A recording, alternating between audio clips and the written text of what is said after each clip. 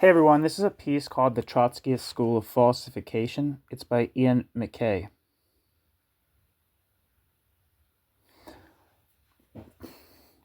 Most anarchists come across Victor Serge, 1889 to 1947, at some stage. The elitist individualist anarchist turned elitist Bolshevik whom Leninists to this day like to invoke as, quote, the best of the anarchists, end quote, to get libertarians to join their party. Victor Serge, the worst of the anarchists in Anarcho-Syndicalist Review, I think. It says ASR number 61, but I think it's Anarcho-Syndicalist Review or Anarchist-Syndicalist Review. This work by Serge and Natalia Sadova-Trotsky, The Life and Death of Leon Trotsky, is a biography of Leon Trotsky and is of note as a good example of what could be termed the Trotskyist school of falsification, to invoke the title of Trotsky's 1937 work, The Stalin School of Falsification. Finished in 1946, this was Serge's final work and was initially published under Serge's name as Vie et Mort de Leon Trotsky. 5 years later, before being published in English in 1973 under the joint authorship with Trotsky's widow, Natalia Ivanovna Sadova, who lived from 1882 to 1962. As the preface by Serge's son makes clear to the 1973 edition, this is fitting as Serge's text is supplemented by lengthy quotes from Sadova. His son also included as a preface a 1942 piece by Serge entitled The Old Man, as Trotsky was called by his followers, as Lenin had previously been called.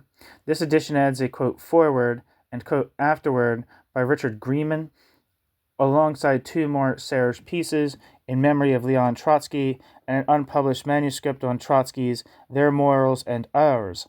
The last is the only one worth reading, and that is available online at Marxist Internet Archive.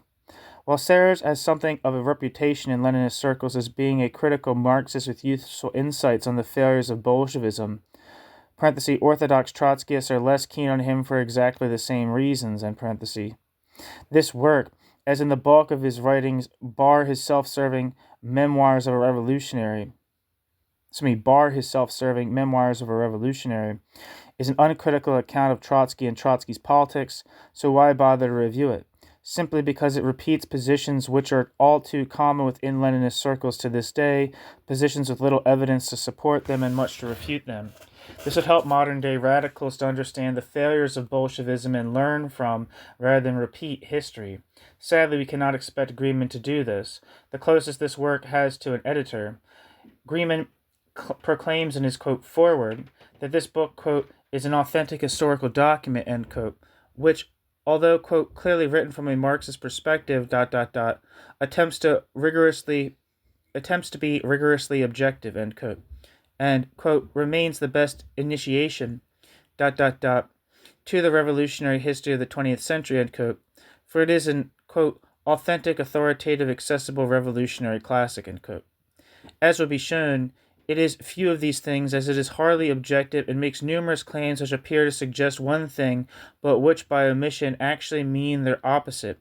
For if the Stalinists mainly utilized invention for their falsehoods, the Trotskyists mainly utilized omission. Serge, perhaps, could be excused as this was a work written to counteract the lies spewed by the Stalinist regime against someone who he still considered his friend and comrade in spite of Trotsky disowning him in 1937. Exile in Mexico, fearing arrest or worse, would make it hard to fact-check, although his Memoirs of a Revolutionary, written a few years earlier, suffers from fewer errors and omissions, but the problems with the book reflect the standard Trotskyist narrative, and so cannot be explained only by these factors. Sadly, the Leninist publishers made no attempt to better inform their readers, presumably because correcting the various mistakes and omissions by means of footnotes would be too at odds with the claims made for the accuracy of the work.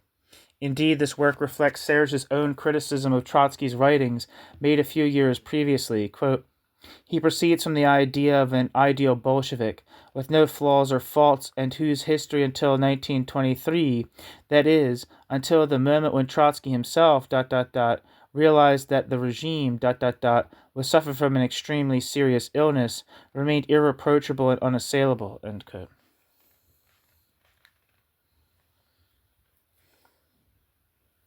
With these general points made, we can move on to specifics. The first major omission is that Serge makes no mention of the Mensheviks' leading role in the Soviets during the 1905 revolution, nor the Bolshevik opposition to them, which went so far as the local Bolsheviks demanding the St. Petersburg Soviet to accept their program or disband. Given the marginalization of the Soviets under the Bolsheviks after 1917, it is remiss of him not to mention this, as the reasoning shows the privileged position the vanguard holds in Leninist ideology. Quote, only a strong party along class lines can guide the proletarian political movement and preserve the integrity of its program, rather than a political mixture of this kind. An indeterminate and vacillating political organization such as the Workers' Council represents and cannot help but represent. End quote. Quoted by Oscar Anweiler, the Soviets' Russian Workers, Peasants, and Soldiers Councils, 1905 to 1921. As we will see, the notion that the Soviets could not reflect workers' interests because they were elected by the workers will find its logical expression once the party was in power. Serge does not, however, ignore Trotsky's earlier opposition to Lenin's vanguardism. Quote, he shows the incompatibility of Jacobinism with socialism and contended that any, quote, dictatorship of the proletariat, end quote, along such lines would soon degenerate into a, quote, dictatorship over the proletariat, end quote. Lenin's authoritarianism appalled him. Quote, but that's dictatorship you're advocating, end quote. He said to him one day, quote, there is no other way, end quote. Lenin replied, end quote. Serge.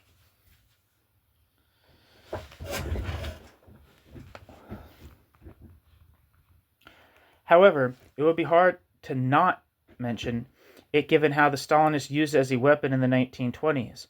Since 1946, this work has been found and even translated into English. Trotsky's comments on, quote, substitutionism, end quote, are prophetic. Quote, we have a party which thinks for the proletariat,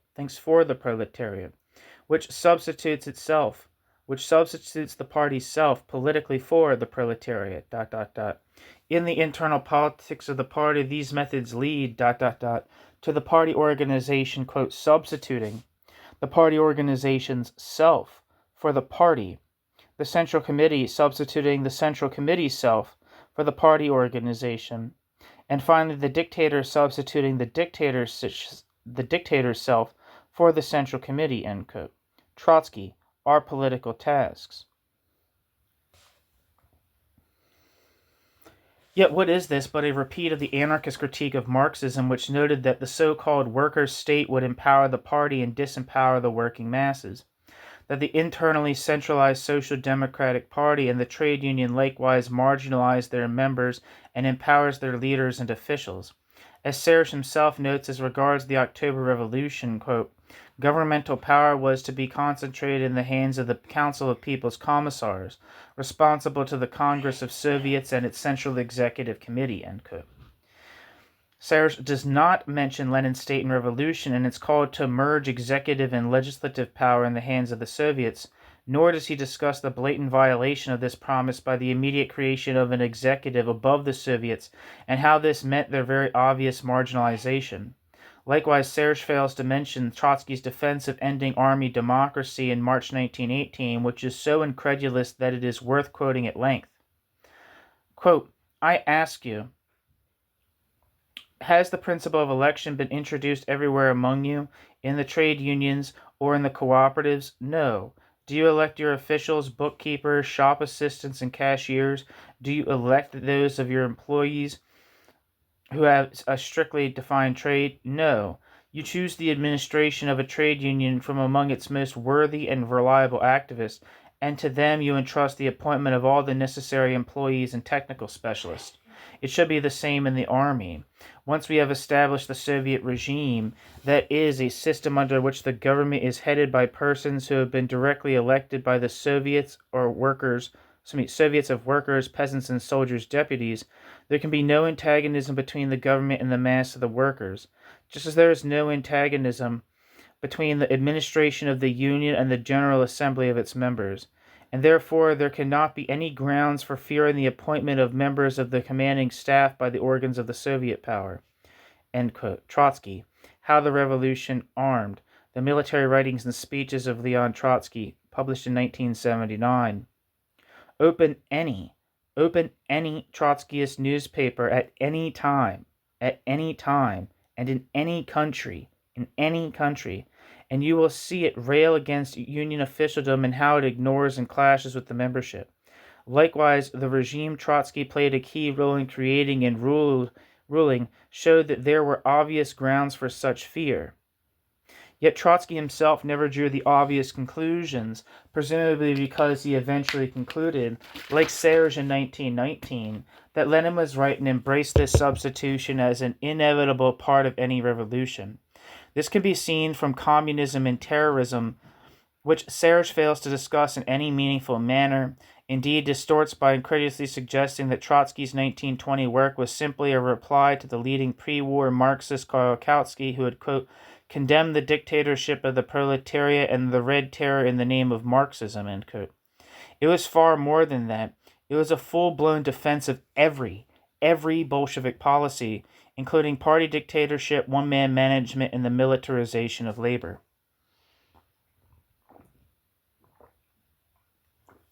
Kautsky refused to equate the, quote, dictatorship of the proletariat with the, quote, dictatorship of the party, as the Bolsheviks did, arguing that socialism had to be democratic to be viable, albeit a democracy expressed by typical bourgeois forms rather than by Soviets. Parenthesis, the left Menshevik Julius Martov noted in 1919 that the idea, quote, to transplant into the structure of society the forms of their own combat organization, end quote, is to be found in the Federalist wing of the First International and the, quote, French syndicalist, and not Marx, end quote. See Martov's Decomposition or Conquest of the State, published in The State and Socialist Revolution, and also published on this channel.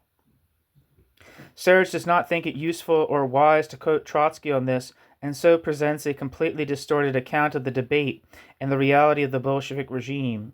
Trotsky was more forthcoming, quote, we have more than once been accused of having substituted for the dictatorship of the proletariat the dictatorship of our party. Yet it can be said with complete justice that the dictatorship, quote, we have more than once been accused of having substituted for the dictatorship of the Soviets the dictatorship of our party. Yet it can be said with complete justice that the dictatorship of the Soviets became possible only by means of the dictatorship of our party. It is thanks to the clarity of its theoretical vision and the party's strong revolutionary organization that the party has afforded to the Soviets the possibility of becoming transformed from shapeless parliaments of labor into the apparatus of the supremacy of labor. In this, quote, substitution of the power of the party for the power of the working class, there is nothing accidental, and in reality there is no substitution at all. The communists express the fundamental interests of the working class, end quote. Trotsky, Communism and Terrorism, a reply to Karl Kautsky. Serge does note that Trotsky argued that every previous revolution, quote, had not been able to avoid violence, dictatorship, or terror, except for the Paris Commune, on which the French bourgeoisie took such bloody vengeance, end quote. Trotsky. Yet neither Trotsky nor Serge noticed that all these wars and revolutions were fought to replace one form of minority class rule with another form of minority class rule. That the rising bourgeoisie utilized certain tactics and structures against the aristocracy, parenthesis, or southern slave owners in the case of the American Civil War, in parenthesis, says nothing about their suitability for use by a majority class at the bottom of the social hierarchy, seeking that majority class's freedom. Similarly, both conflate and confuse violence with dictatorship and terror, ignoring that violence can be used to break down the barriers to freedom and defend freedom rather than impose government decrees, that it can be exercised by self-managed working-class organizations rather than by the dictatorship of a party. Richard Grieman makes a similar error when he suggests that, quote, Serge's only reports from Russia were designed to win over his French anarchist comrades to the cause of the Soviets, end quote. Grieman. However, anyone reading this collection, Revolution in Danger, Writings from Russia 1919 to 1921, would know that he was actually seeking to convert his comrades, parenthesis, the communist and syndicalist anarchists he had previously dismissed, end parenthesis, to the cause of party dictatorship, to the notion that this was an inevitable aspect of every revolution. An inevitable aspect of every revolution.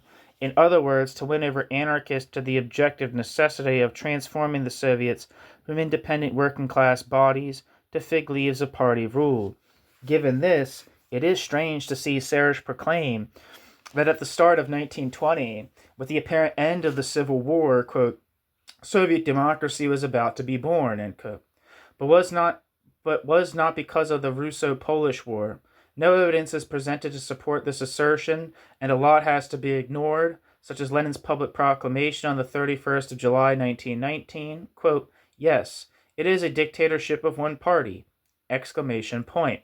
This is what we stand for and shall not shift from this position because it is the party that has won, in the course of decades, the position of vanguard of the entire factory and industrial proletariat, end quote.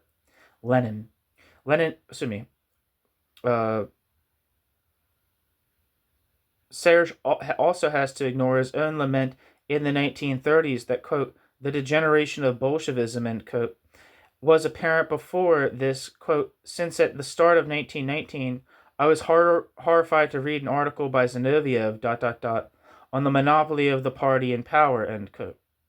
Serge. See the Serge Trotsky papers, correspondence and other writings between Victor Serge and Leon Trotsky. As earlier, Serge keeps his horror well hidden here. Rather than seek a democratization of the regime, apparent success in the Civil War in early 1920 was taken by the Bolshevik leadership as a sign of the correctness of their policies, and so social reconstruction was based on their escalation, not abatement. This meant the necessity for the, quote, dictatorship of the proletariat, end quote, was not only practiced but embedded into the party's ideology, as shown, for example, by Zinoviev's speech on the party to the assembled revolutionaries of the world at the Second Congress of the Communist International, Lenin's left-wing communism and infantile disorder, and Trotsky's communism and terrorism. That Soviet democracy, in the true sense of the term rather than the Bolshevik euphemism for a dictatorship of an internally democratic party, was not on the Bolshevik agenda during this period can be seen from Serge's defense of the crushing of the Kronstadt rebellion months after the actual final defeat of the Whites in November 1920.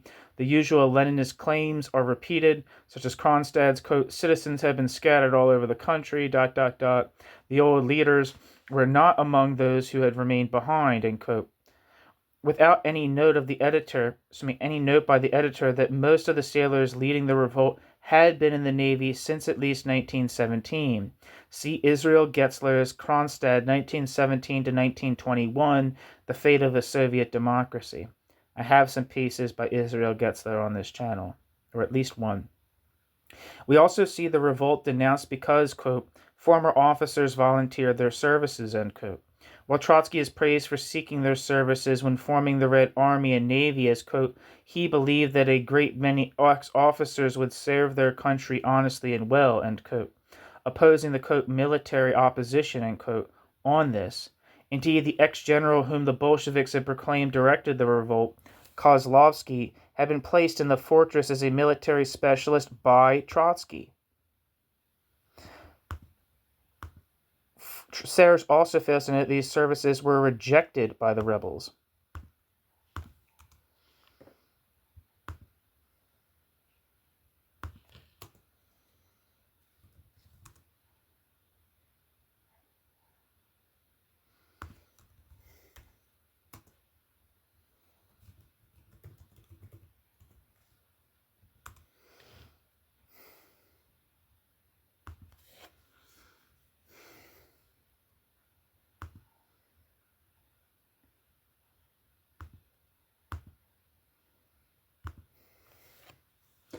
As elsewhere, the Serge Trotsky papers, Serge could not quite bring himself to list completely or accurately the revolt's program, stating that it was, quote, demanding the re-election of the Soviets, the legalization of all Soviet parties, the end of rationing, freedom for small traders, end quote. In fact, it called for the, quote, equalization of rations for all workers, end quote. Item 9, the, quote, granting to the peasants of freedom of action on their own soil, provided they, do not employ hired labor, end quote. And, quote, free artisan production which does not employ hired labor, end quote. Presumably mentioning the real demands would raise questions over the egalitarian regime that Serge implies it was, rather than one based on unequal rations that Emma Goldman denounced at the time. Likewise, ignoring the point on, quote, hired labor allows him to assert that introducing the new economic policy, NEP, earlier would have ensured the revolt never took place. Serge suggests that the, quote, original Kronstadt slogan of, quote, free elections to the Soviets had suddenly given way to another, quote, Soviets without Bolsheviks, end quote, end quote. Despite being asserted by many Bolsheviks, there is no evidence that this slogan, that this ever happened in Kronstadt or anywhere else. Yet even leading Bolsheviks at times admitted that genuine Soviet democracy would have seen few party members freely elected. Aware of this, Serge makes a surreal claim, quote, had they succeeded in overthrowing the dictatorship of the proletariat, the Kronstadt and peasant rebels would clearly have opened the door to reaction and the White Terror, end quote. In short, genuine proletarian Soviet democracy would mean, quote, overthrowing the dictatorship of the proletariat, end quote. Needless to say, the matter is different for the left opposition within the party. He notes in the 1920s how the, quote, Zinoviev-Kamenev-Stalin triumvirate was determined to have them quashed. The triumvirate knew full well that free speech and free elections, within the party, end bracket, would sweep them from power, end quote. And Serge denounced how the bureaucrats thought such, quote, demands for democracy had to be stifled at birth, end quote. Serge, this call for different treatment for party members does not stop Serge from stating, quote, socialism allows of no privileges, end quote. Likewise, Serge does not ask why, quote, the legalization of all Soviet parties, end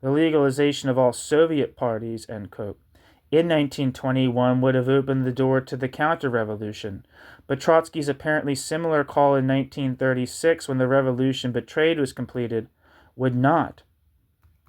Serge, as would be expected, recounts the bloody nature of white reaction will.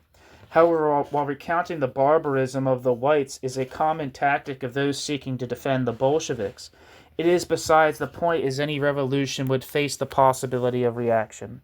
Although it must be stressed, Lenin himself admitted in the final days of the revolt that, quote, the enemies around us are no longer able to wage their war of intervention, end quote. Lenin. As such, Lenin is correct, as Anton Siliga noted in 1938, that a return to the premises of 1917 and 1921 may have resulted in a white victory, but he fails to note that any revolution may fail. Still, a little honesty would have been nice. If Serge had said, quote, overthrowing the dictatorship of the party, end quote, then a debate could be had, but suggesting the 1921 regime was somehow a system based on the working class is a mockery of the facts. What is certain is that the social revolution had already been defeated by the Bolsheviks, and the repression of Kronstadt, along with the strike wave which inspired the Kronstadt uprising, ensured the success of the bureaucratic reaction. Similarly, Serge fails to note that Lenin's new economic policy, unlike the Kronstadt program, reintroduced wage labor rather than just, quote, freedom for small-scale private enterprise. End quote. And that's precisely correct. The degree to which the Kronstadt uprising advocated private enterprise, which is doubtful, was to say that peasants who don't employ wage labor or artisans who don't employ wage labor should not be expropriated or forced to give over their means of production to the state and the products of their production as well. So that includes grain requisitioning. They did not say, let the capitalists do what they want and let the ostensibly rich peasants, exploit an agricultural proletariat. That was not their the vision outlined in any of the documents of the uprising.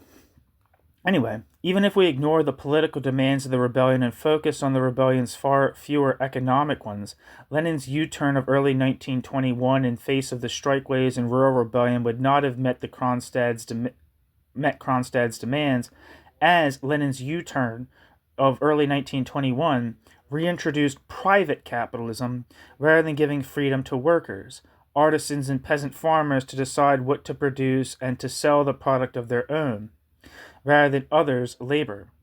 This also means that the Central Committee's rejection of Trotsky's earlier urging of a new economic policy like reform in February 1920 would probably not have, quote, spared Russia the painful 1921 crisis and the Kronstadt revolt, end quote. As neither crisis was solely economic in character. Omission also arises with regard to the anarchist-influenced Makhnovist in the Ukraine.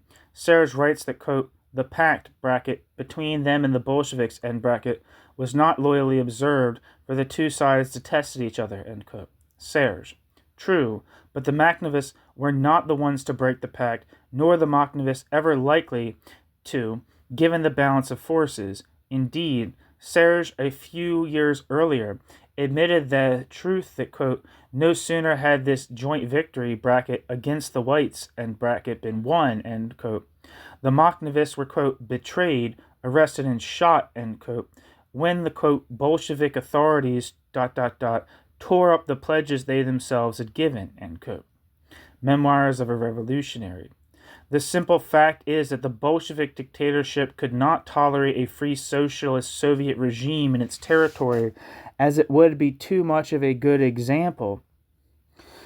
And it is shameful that Serge here seeks, by mission, to suggest that both sides were to blame.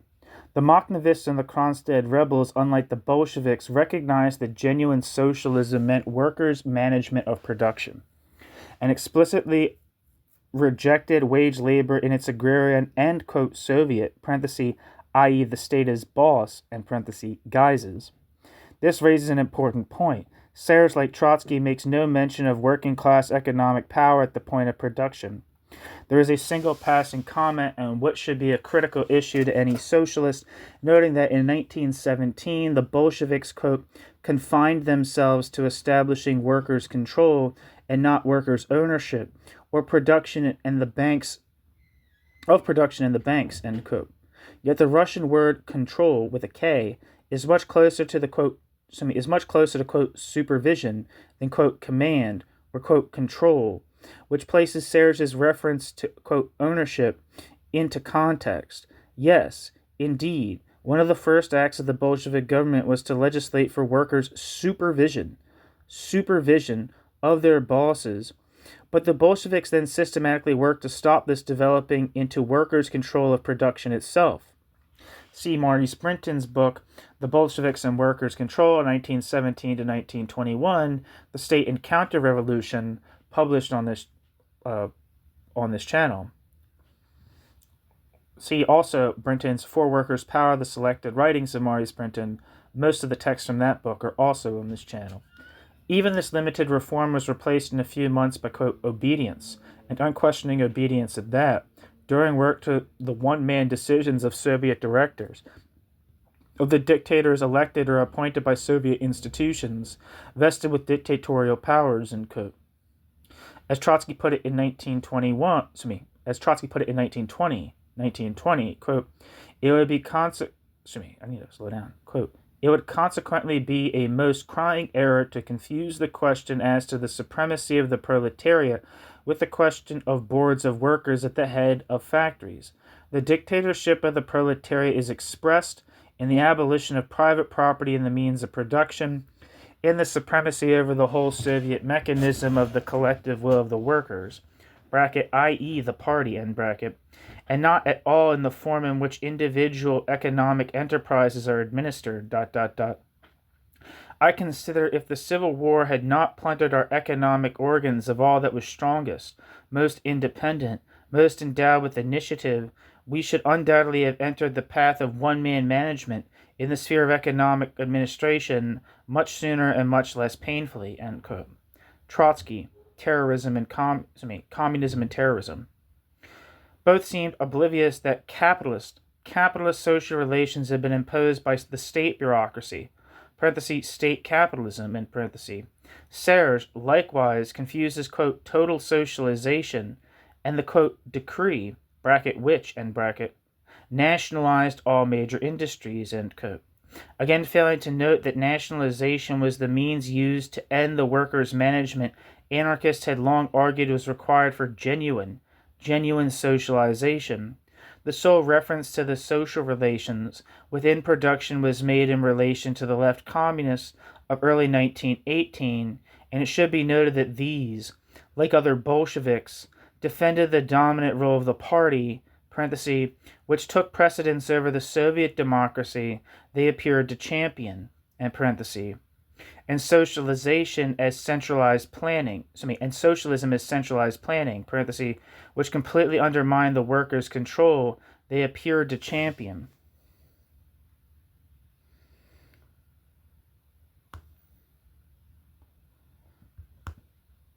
Says C. Ronald I.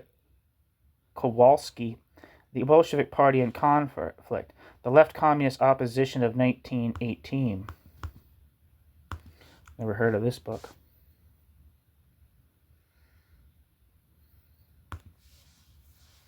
It's available at Libcom.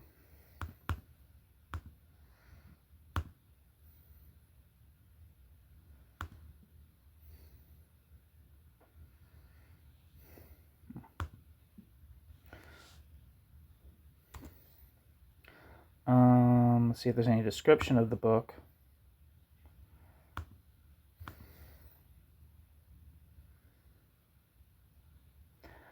I'm not seeing any good descriptions. Let's see. Wait, maybe there's something on Google Books.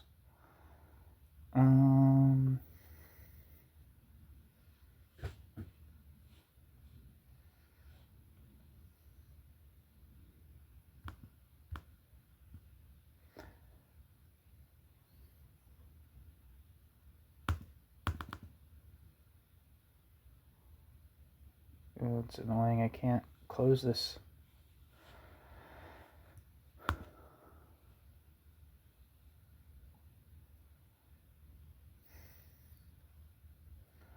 Come on, you piece of shit.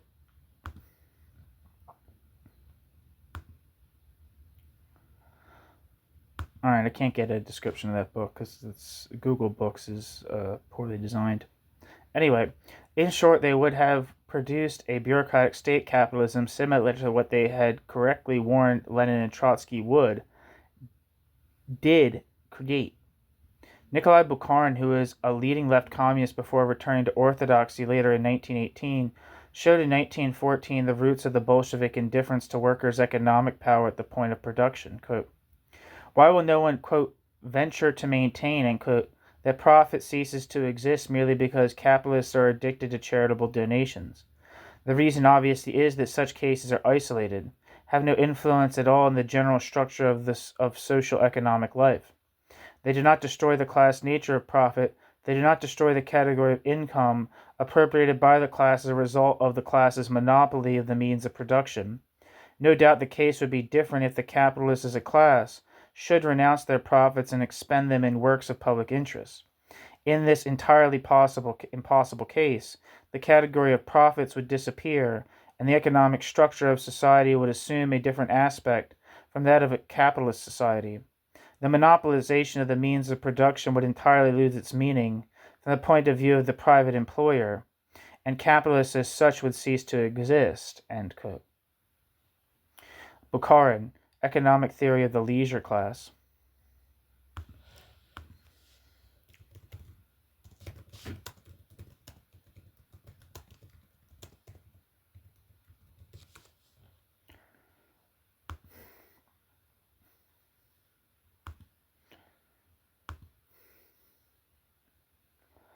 The description for this book says, Bukharin completed this work in 1914. Economic Theory of the Leisure Class represented an attempt to grapple with the Austrian school of political economy, as represented chiefly by Eugen von Bumbawerk, whose book, Karl Marx and the Close of His System, is on this channel. Bukharin interprets the school as reflecting the social position of the rentier stratum of the capitalist class, which tends to view the economy from the point of view of consumption rather than production. But this is merely the introduction to a close consideration of the theory of marginal utility, as contrasted with the labor theory of value, which formed the starting point of both Marxism and classical economics.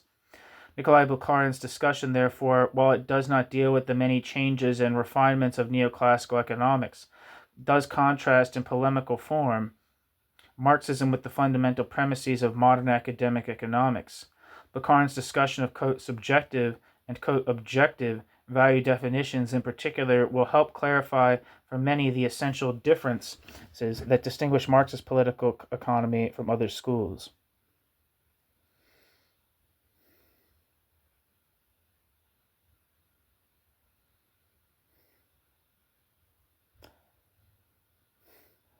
Well, you gotta love this fucking description from Monthly Review here. It says, Nikolai Bukharin was one of the most talented leaders of the Bolshevik Party that led the Russian Revolution of 1917. A leader of the Soviet government and the author of important theoretical works on Marxist theory. He was executed for treason in 1938. What a flat, matter-of-fact way of putting that.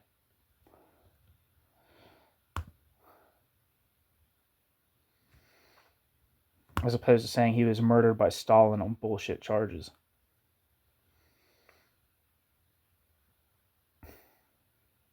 Back to the text, anyway. Yet the capitalists would still exist, would still own the means of production, would still control the labor of their wage workers, would still control what is done with the workers' product, and any surplus value realized. It is still the same economic structure. Indeed, competition to accumulate would still exist as the capitalists seek the most public adoration for their civic investments, in parentheses.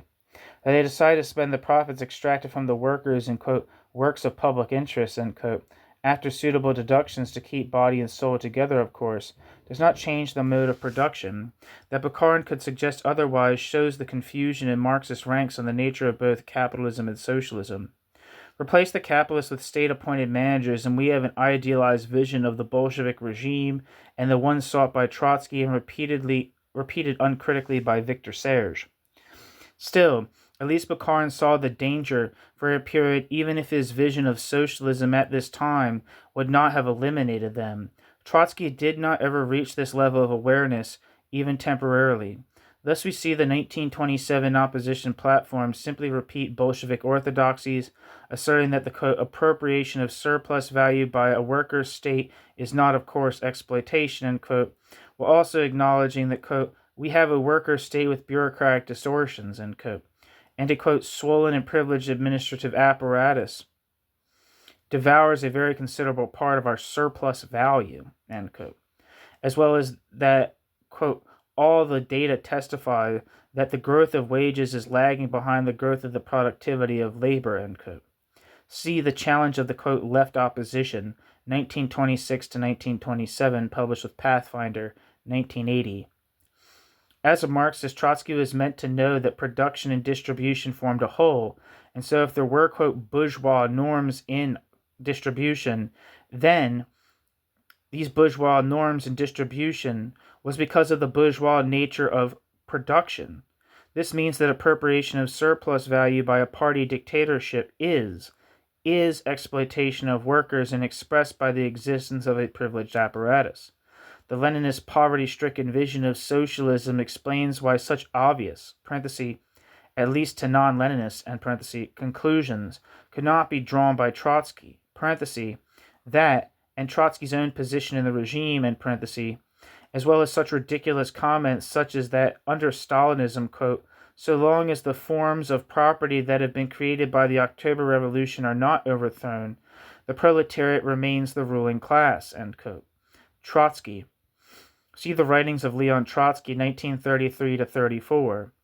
Such comments should be read recalling the identical position of the Russian worker when Trotsky was in power. Serge does note that Trotsky became, quote, virtual dictator of transport, end quote, in 1920 and, quote, saved, bracket, transport, end bracket, from paralysis, end quote. Serge, at least for a while, as it collapsed in the winter of 1920 to 21, before noting that Trotsky advocated the militarization of labor as a, quote, temporary solution, end quote, to the economic problems facing the regime. In a sense, this is true, but only insofar as anything associated with the, quote, transition period, end quote, was considered temporary and would eventually, quote, wither away, end quote, including the dictatorship of the party, the so-called, quote, worker state, etc., according to the theory that the, quote, according to the theory and as, quote, the re-education of the workers, end quote, allowed their, quote, organization, on new foundations, their adaptation to those foundations, and their labor re-education, end quote, as well as their, quote, hard work, end quote, and, quote, unquestioning discipline, end quote. However, Trotsky at the time did not see this as temporary in the sense of a tactic utilized due to extreme circumstances, as the reader would infer from Serge's comments. Rather, it was, quote, correct from the point of view both of principle and of practice to treat the population of the whole country as the reservoir of the necessary labor power, and to introduce strict order into the work of its registration, mobilization, and utilization, The course we have adopted is unquestionably the right one, end quote. Trotsky. 4. That course, quote, represents the inevitable method of organizing and disciplining of labor power during the transition from capitalism to socialism, end quote. Trotsky. Terrorism and communism. To summarize, quote, the road to socialism lies through a period of the highest possible intensification of the principle of the state, Just as a lamp before going out shoots up in a brilliant flame, so the state before disappearing assumes the form of the dictatorship of the proletariat, i.e. the most ruthless form of state, which embraces the life of the citizens authoritatively in every direction, No organization except the army has ever controlled man with such severe compulsion as does the state organization of the working class. In the most difficult period of transition, it is just for this reason that we speak of the militarization of labor, end quote. Trotsky, Terrorism and Communism.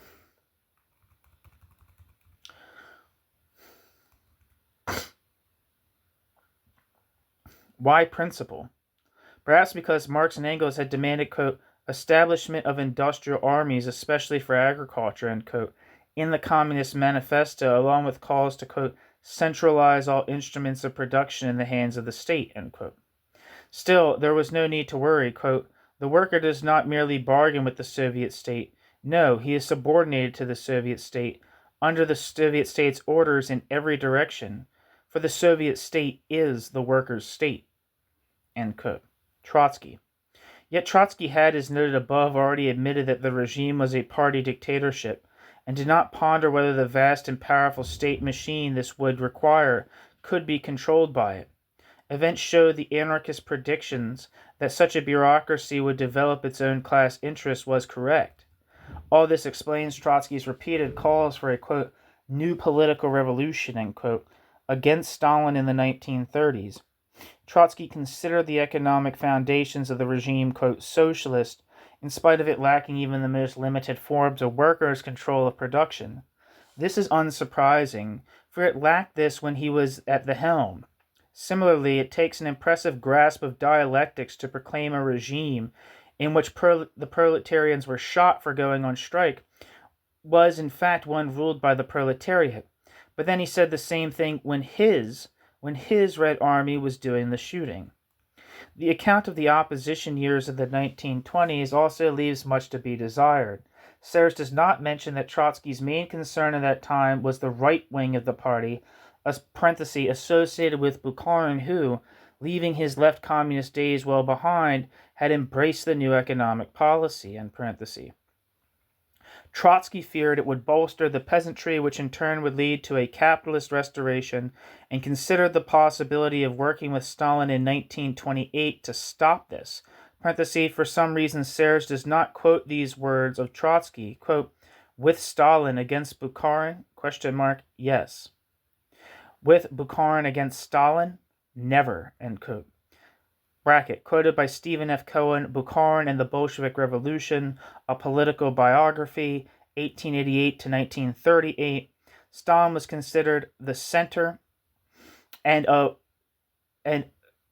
Stalin was considered the center and of concern because he was linked with the right, meaning that his growing power base in the bureaucracy was recognized far too late, and even then slowly and in a confused manner.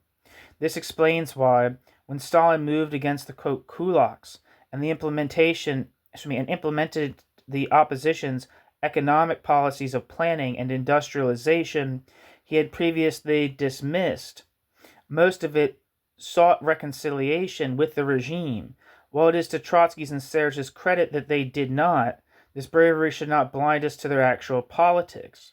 Still, at least Serge in general avoids the selective quoting of most Trotskyists as regards the expression, quote, workers' democracy. As then Trotskyist Max Eastman noted, Trotsky was in favor of the, quote, program of democracy within the party called workers' democracy by Lenin, end quote. This, quote, was not something new or especially devised. It was part of the essential policy of Lenin for going forward toward the creation of a communist society, a principle adopted under his leadership at the 10th Congress of the party immediately after the cessation of the Civil War, end quote. See Max Eastman, Since Lenin Died, published in 1925. In this way, the opposition can be linked to calls for, quote, workers' democracy, end quote, while in reality, Trotsky in 1923, quote, demanded a return to party democracy, end quote, and called, quote, for an overall plan and democratization of the party, end quote. This does not stop Trotsky noting that in 1929, quote,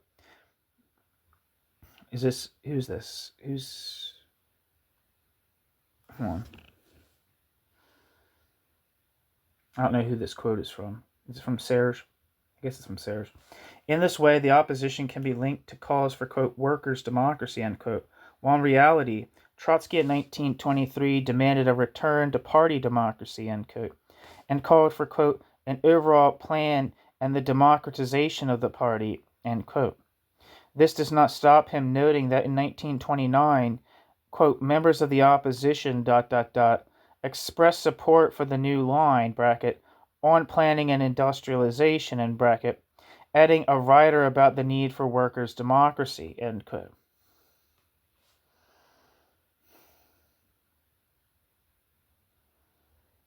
Serge does not quote the new course published in 1923 in his discussion of the new course when Trotsky proclaimed that, quote, we are the only party in the country, and in the period of the dictatorship, it could not be otherwise, The Communist Party is obliged to monopolize the direction of political life, end quote.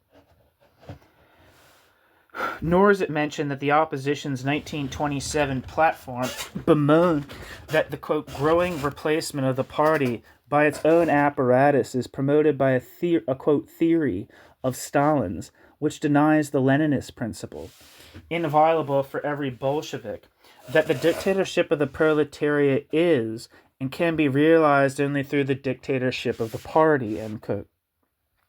As such, quote, we will fight with all our power against the idea of two parties, because the dictatorship of the proletariat demands at its very core a single proletarian party. It demands a single party, end quote. Trotsky.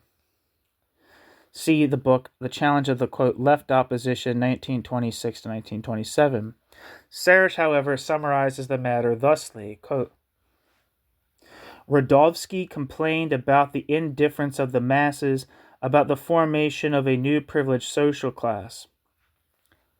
That might be supposed to say Rakovsky, I'm not sure. The bureaucracy, and about their thirst for power, and went on to describe the present state not as Lenin had done,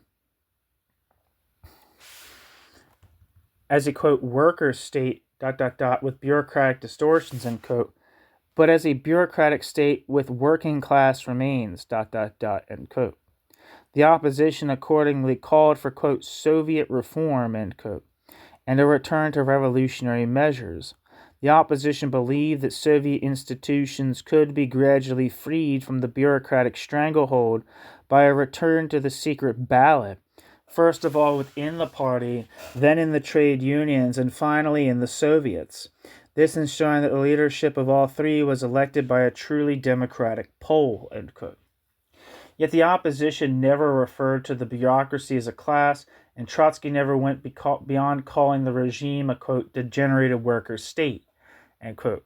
It was the anarchists who had recognized bureaucracy as a new class long before 1923.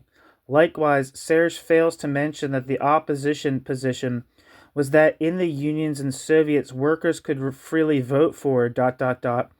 party members. As Serge noted elsewhere, quote, the greatest reach of boldness of the left opposition in the Bolshevik Party was to demand the restoration of inter-party democracy,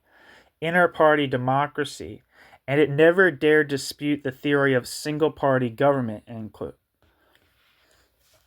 See the Serge Trotsky papers, page 181.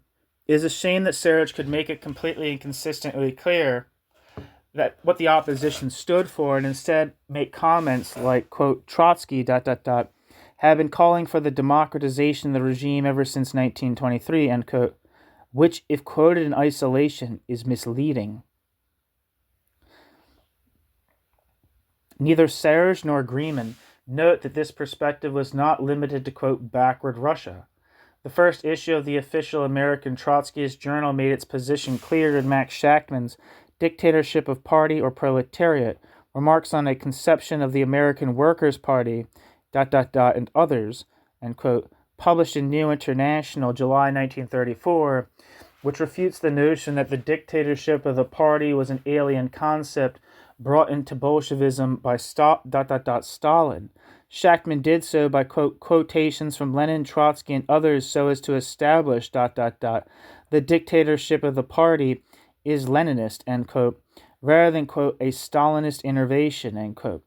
Indeed, he dismisses the notion of that, quote, the notion that, quote, a dictatorship over the proletariat prevails, end quote, in Russia by asking, quote, what class is dictating over the proletariat? What system of property relations does this class represent and defend, well or ill, end quote. That this rhetorical question was clearly considered unanswerable shows a theoretical weakness of Bolshevism in stark light.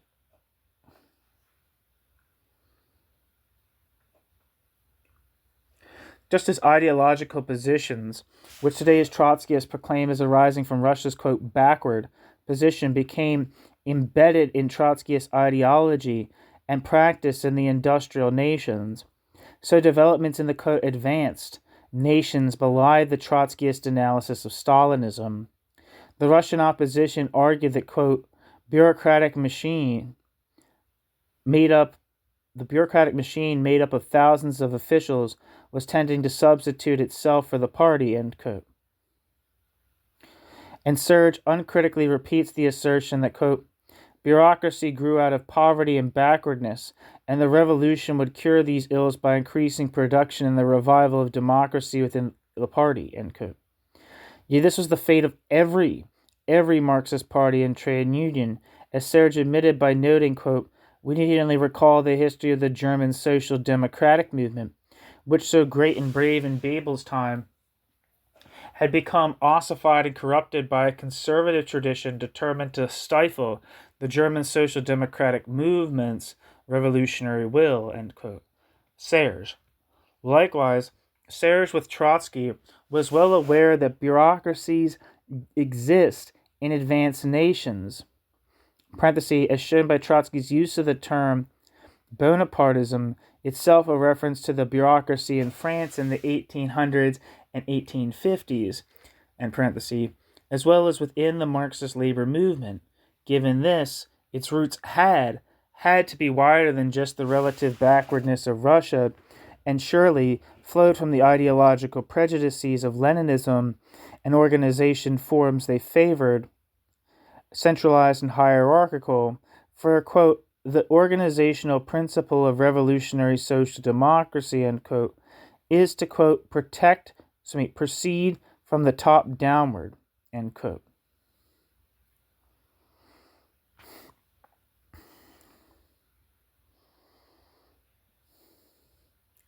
Sadly, neither Serge, Lenin, nor Trotsky pondered whether the Marxist fetish for centralization had anything to do with developments in Russia. Indeed, their opposition to and hatred of bureaucracy was as real as their inability to understand bureaucracy's roots or propose organizational structures which did not produce bureaucracy. They seemed genuinely surprised that placing more and more political, social, and economic functions into fewer and fewer hands at the center produced around it institutions employing more and more people to gather, process, and present the information needed for decisions and to implement them, and that these institutions gathered more and more power as a result. Likewise, could not these prejudices for certain organizational structures have actually worsened many of the problems facing the revolution, which were subsequently used by Trotskyists to absolve the Bolsheviks and their ideology for the failure of the revolution? For example, trying to create their vision of a centralized socialist economic structure deepened the economic crisis facing the revolution as well as bolstering the numbers, power, and privileges of the bureaucrats. Ultimately, Lenin's suggestion in 1917 that, quote, abolishing the bureaucracy at once, everywhere and completely is out of the question, but to smash the old bureaucratic machine at once and to begin immediately to construct a new bureaucratic machine that will understand that the state machine can have class interests of its own is likewise reflected. Where the hell did I? Shit, I fucked that up. Ultimately, Lenin's suggestion in 1917 that, quote, abolishing the bureaucracy at once, everywhere and completely, is out of the question, but to smash the old bureaucratic machine at once, and to begin immediately to construct a new bureaucratic machine that will make possible the gradual abolition of all bureaucracy, end quote, was in fact utopian. This inability to understand that the state machine can have class interests of its own is likewise reflected in Trotsky's analysis of Stalinism, which he eventually described as a form of, quote, Bonapartism. Its origins lying in Marx and Engels. Bonapartism was based on the assumption the state bureaucracy could dominate society because the other classes were too weak to rule. In France in 1851, the working class was not yet able to rule, while the capitalists did not have enough strength to rule. Stalinism similarly was possible because the working class was exhausted due to the Civil War, while the peasantry was unable to rule. As in France, this allowed the bureaucracy to dominate society. And as in France, because the ownership of the means of production remained the same, the previous ruling class remained, the capitalists under Bonaparte, the proletariat under Stalin, at least according to Trotsky, Yet the capitalist class owned and controlled the means of production under Louis Bonaparte, unlike the proletariat under Lenin and Stalin. Given that the proletariat exercised the same economic power in, quote, socialist Russia as in capitalist France, the notion it was the, quote, ruling class, end quote, in Russia at any time is nonsense. Indeed, the ownership and control by the state imposed by Lenin were the very means by which the bureaucracy secured its position. This obvious point did not stop Serge uncritically repeating Trotsky's position on defending the Stalinist Soviet Union, for, quote, the achievements of the October Revolution had not been lost, that the collectivist and planned society of the USSR was a great step forward in the history of man, end quote. Yet the bureaucracy's power rested precisely on these so-called, quote, achievements, on nationalized property, although it was Lenin who handed the means of production over to the bureaucracy. Trotsky's position can be expected. Significantly and unsurprisingly, Soviet democracy, workers' control, land seizures, and such key developments generated from below by the workers and peasants themselves, which inspired anarchists and other socialists across the globe in 1917, and which modern-day Trotskyists pay lip service to, were not considered as achievements.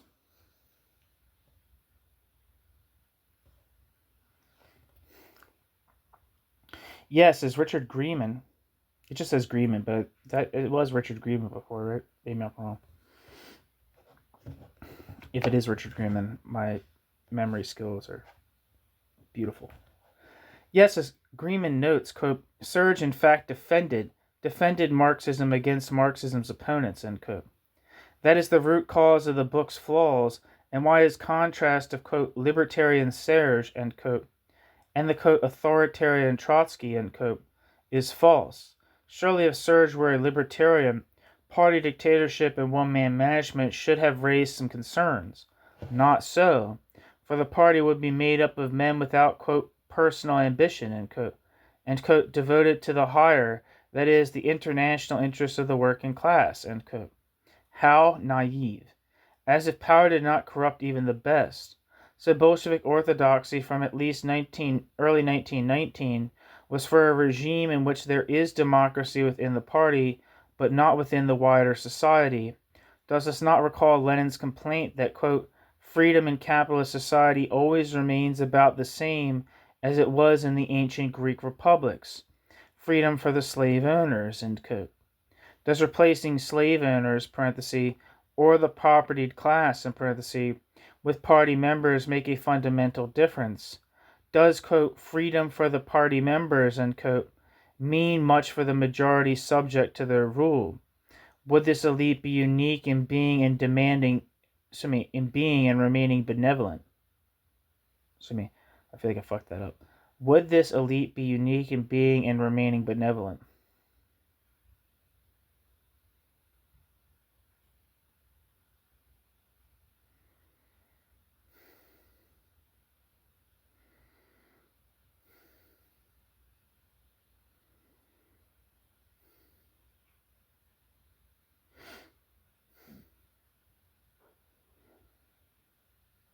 Shit, I lost my spot.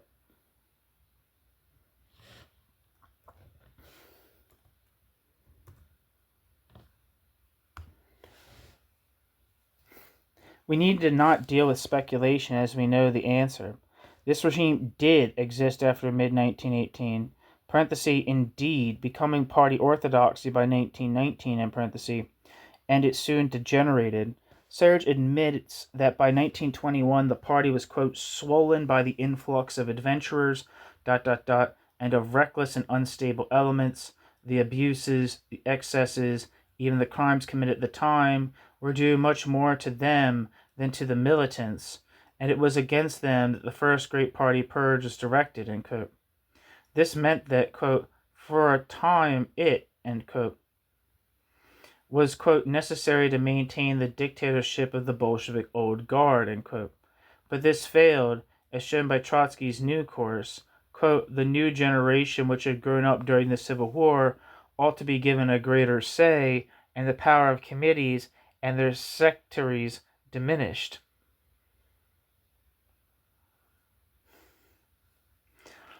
End quote. Likewise, Serge notes that during the Civil War, the head of the Cheka, quote, did his best to discipline the local commissions, many of which had been infiltrated by sadists and criminals, end quote. Suffice to say that under the monarchy in France, a lament often uttered, parenthesis, and mocked by Molière, and parenthesis, was, quote, if only the king knew, end quote. While in Russia many peasants thought the Tsar was good, but isolated by corrupt and self-serving nobles and officials.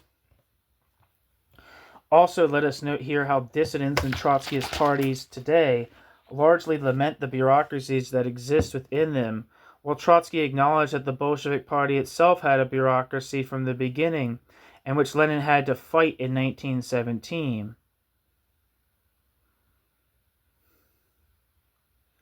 See Stalin, an appraisal of the man and his influence, published in 1969. As may be expected, Lenin's turn against Stalin as may be expected, Lenin's turn against Stalin, because he was, amongst other things, quote, too rude, end quote, is much made of, and as such exaggerated by Serge. He does not seek to explain how Stalin managed to become a leading member of the party under Lenin and with his patronage. While giving examples of Stalin's incompetence during the Civil War, Serge admits that, quote, Lenin had to intervene time and time again, end quote, and, quote, showed an undeniable bias in Stalin's favor, end quote. Yet he does not ponder how a Stalin could climb the ranks in this allegedly socialist or democratic party, and why one would not, again, given the same institutional structures and pressures. So why return to what had previously failed? How can you have a, quote, semi-state, end quote, or a state which is, quote, no longer a state in the proper sense of the word, end quote, as Lenin proclaimed in 1917 under a party dictatorship, or where workers are subject to one-man management and production? But Trotsky did combat Stalinism. While Trotsky did combat Stalinism, Trotsky could not and did not understand Stalinism's roots in Bolshevik ideology and the centralized top-down structures Bolshevik ideology favored in both the political and economic realms. Yes, we can say that, at least in theory, practice would have undoubtedly been different. Trotsky's industrialization plans were less brutal than Stalin's, just as we can say that Athens' slavery was less brutal than Sparta's.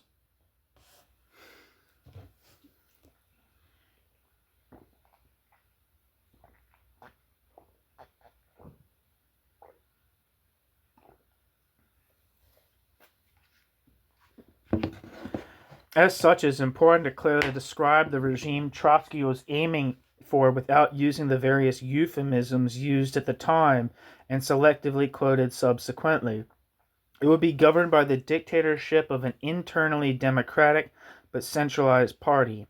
A centralized state machine would exist to enforce its decisions, marked by a hierarchy of officials and non-democratic forces subservient to the party leadership.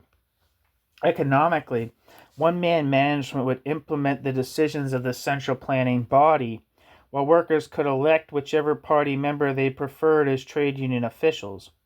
All these institutions, as well as the industrialization of the nation, would be funded from the surplus value extracted from the peasantry and the wage workers in nationalized industries. This is hardly socialism, let alone a transition to socialism. It would have been a class system in which the bureaucracy exploited the working class and peasantry, a bureaucracy made up of party, army, workplace, and state functionaries whose power and privileges would somehow be kept in check by party democracy. Perhaps it would have utilized more of the surplus value extracted from the direct producers for more works of public interest rather than inflating the income of the officialdom, and done so more humanely. But it would have still been a class system. As warned by anarchists long before 1923. We need to look beyond persons and rhetoric to institutions and social relationships they created. So we can agree with Serge that, quote, the democratization of the party and the trade unions, a basic demand of the opposition, was totally incompatible with Stalin's rigidly totalitarian system of government, end quote. Serge. But we must add that such demands, even if implemented, would not have produced socialism.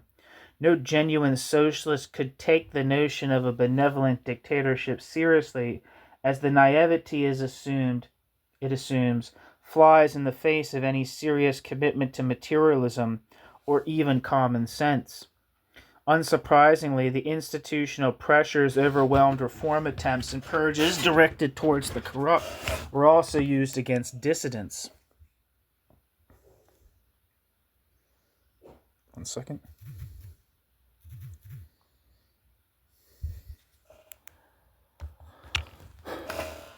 Unsurprisingly, the institutional pressures overwhelmed reform attempts, and purges directed towards the corrupt were also used against dissidents, oppositionists, or even just the independently minded.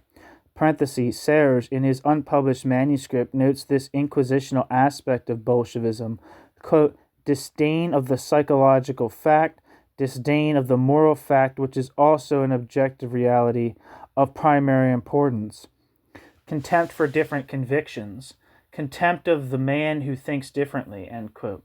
Serge.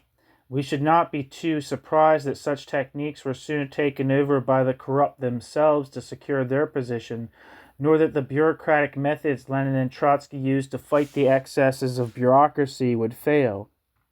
That power was going to quite a few heads in the higher echelons of the party can be seen when Serge notes that, quote, in 1922, Stalin's and friends changed this name of Saracen, to Stalingrad.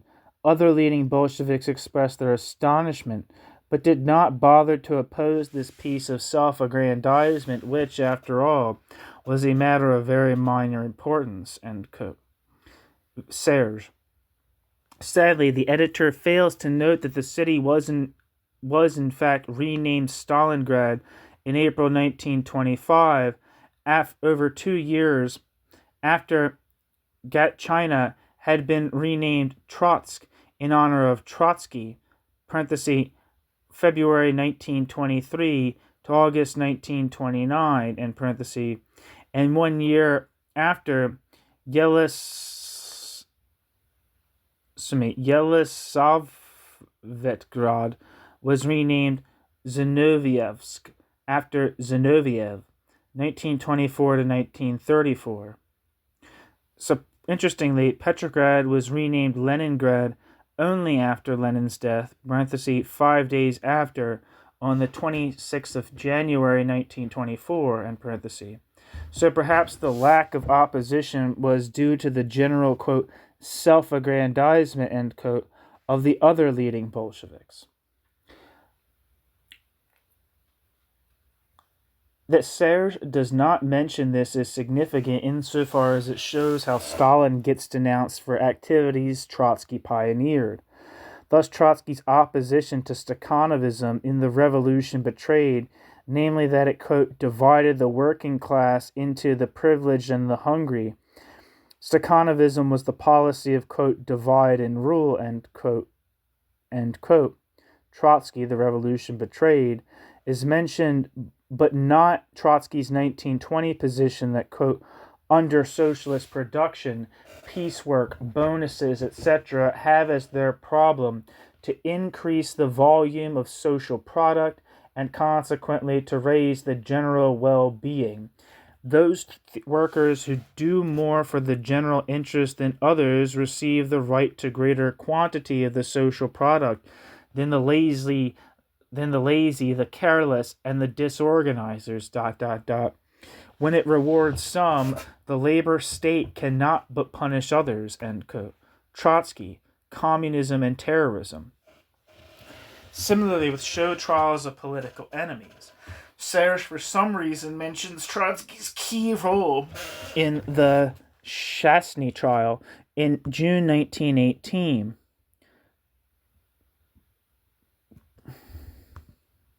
Let me look this up.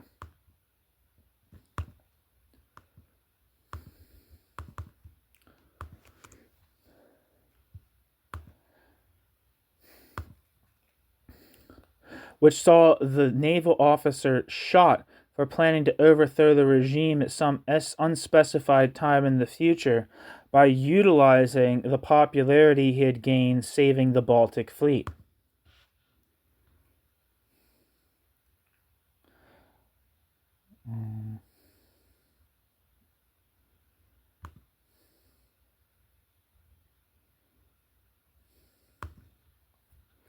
This is referring to Alexei Mikhailovich Chasny, who lived from 1881 to 1918 and was a Russian and Soviet naval commander. Alexei Chasny commanded the Baltic Fleet during the ice cruise.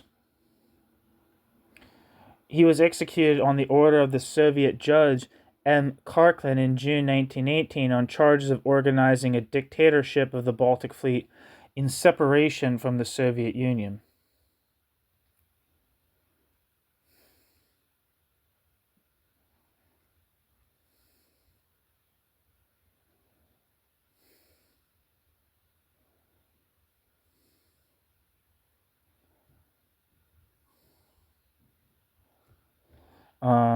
Sorry, I'm skipping ahead through this Wikipedia page a little bit.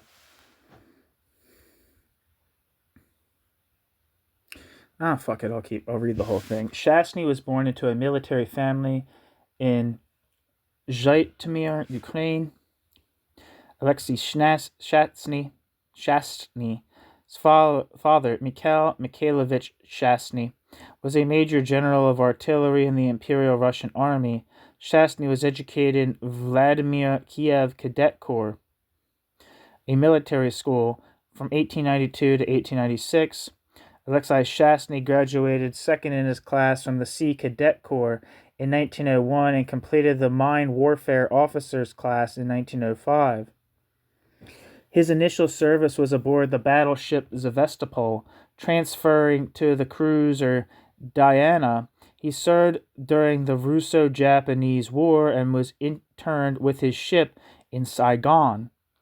On returning to Russia, Alexei Shastny served in the Kronstadt Naval Base as an instructor in the torpedo school from 1906 to 1909 and as flag lieutenant to the Commander Destroyer's Baltic Fleet. In 1912 to 1914, he was transferred to the Caspian Sea to coordinate the building of radio transmitters. During World War I, Alexei Shastny served as second officer on the dreadnought Poltava and as commander of the mine layer Pogranichnik. In 1917, he became flag captain to the Commander Baltic Fleet. Alexei Shastny was given command to the Baltic Fleet in 1918 and was responsible for organizing the evacuation of the fleet from Helsinki to Kronstadt in March and April 1918. The Baltic was frozen and the ice cruise took nearly a month. The ships evacuated comprised 236 vessels and included 6 battleships, 5 cruisers, 59 destroyers, and 12 submarines. Shastny, however, fell foul of Trotsky and was arrested on the 27th of May, 1918 for high treason. Trotsky declared at Alexei Shastny's trial that, quote, Shastny strongly and steadily deepened the gulf between the Navy and Soviet government, wreaking havoc. Alexei Shastny has consistently put forward his candidature for the role of savior. Alexei Shastny was the vanguard of the conspiracy of the officers of the mine divisions. Alexei Shastny openly put forward the slogan, quote, dictatorship of the fleet, end quote. Trotsky. Alexei Shastny was sentenced to death and shot on the orders of the Revolutionary Tribunal on the 22nd of June, 1918. In Alexei Shastny's testimony before the Revolutionary Military Tribunal, in Trotsky's testimony before the Revolutionary Military Tribunal, Trotsky referenced accounts of other naval commanders such as Admiral Zelyanoy that Shastny had made unauthorized orders to blow up Fort Eno, disobeyed orders to negotiate with German command, possessed implicatory documents in his briefcase, and refused to arrest several naval mutineers who sought to openly overthrow the Soviet government with a proposed resolution for a, quote, dictatorship of the Baltic Fleet, end quote.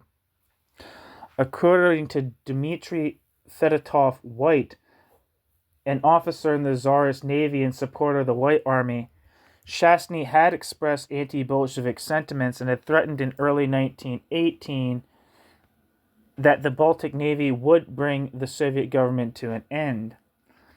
Shastny was married to Antonia Nikolaevna Priemskaya, and had two children, a daughter Galina, who lived from 1913 to 1982, and a son Lev, who lived from 1915 to 2002. Shastny was rehabilitated after the fall of the Soviet Union. A street was named after him in his native Zhytomyr in 1992.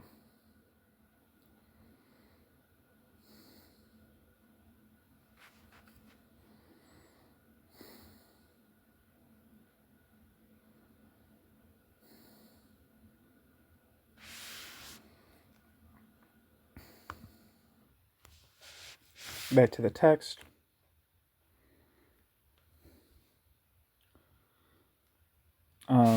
Similarly with the show trial of political enemies, Serge for some reason mentions Trotsky's key role in the Shastny trial in June 1918, which saw the naval officer Alexei Shastny shot for planning to overthrow the regime at some unspecified time in the future by utilizing the popularity he had gained saving the Baltic Fleet. Martov, whom Serge praises for his dedication to socialism, in contrast to Stalin's dismissal of Martov, denounced it as a farce, with the accused denied a jury and right to call witnesses, in his famous article, Down with the Death Penalty. Recent research shows that Shastny, quote, was largely or wholly blameless in the matters, end quote, and Trotsky had, quote, single-handedly organized an investigation, sham trial, and death sentence on a spurious charge, end quote. Alexander Rabinowitch, The Bolsheviks in Power, The First Year of Soviet Rule in Petrograd, published in 2007. It's very interesting that Haymarket Books, which releases a lot of stuff, especially its collaborations, especially with the historical materialism book series, that is not Trotskyist, but it's generally speaking a Trotskyist press. But anyway, they republished Rabinowicz's book. I'm assuming this book's expensive, The Bolsheviks in Power, The First Year Soviet Rule in Petrograd, which is like a series of, which is like the second, or maybe that's the third, I'm not sure, in a series of books by Rabinowitch on the Russian Revolution. And Haymarket Books republished Rabinowitch, The Bolsheviks Come to Power, but they did not publish The Bolsheviks in Power. And I think there's very political reasons for why they would publish one and not the other.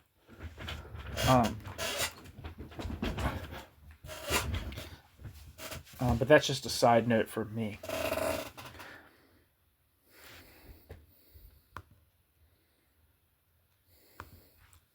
Likewise, in 1936, Stalinist, quote, restoring, end quote, of the officer corps, quote, helped destroy the socialist tradition of the Red Army, end quote.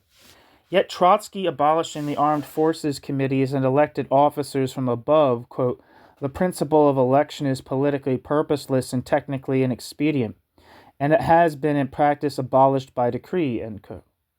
Bracket, How the Revolution Armed, page 47, end bracket, goes unmentioned.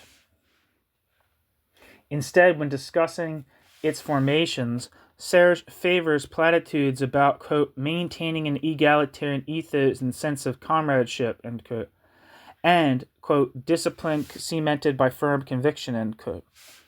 Serge, without mentioning that these were rarely applied in practice, although he later writes how during the Civil War, Trotsky, quote, would continue to inspire and exhort his men, end quote, before immediately quoting him threatening to shoot anyone who disobeyed orders. Still, quote, Trotsky did no more than apply the rules of war adopted by all armies, end quote. So no need to be concerned if the Red Army uses the same discipline and structures as the Whites. What possible wider impact could this produce? To quote one authority, quote, the demobilization of the Red Army of 5 million, bracket, in 1921, end bracket, played no small role in the formation of the bureaucracy.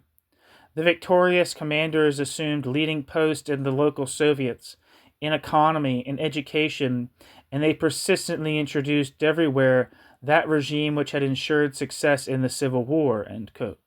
Trotsky, the revolution betrayed. What is the Soviet Union? Where is it going? Again, on this channel. Unfortunately, this source failed to mention who introduced that regime into the Red Army or why. Quote, every class prefers to have in its service those of its members who, ... have passed through the military school, ... When a former regimental commissary returns to his trade union, he becomes not a bad organizer, end quote. Trotsky, Terrorism and Communism. Serge rightly spends some time on the revolution betrayed, but does not use it to explore its contradictions, selectivity and incredulous analysis. Trotsky is quoted, quote, bureaucratic autocracy must give place to Soviet democracy, ... This assumes a revival of freedom of Soviet parties, beginning with the party of the Bolsheviks, and a resurrection of the trade unions, end quote.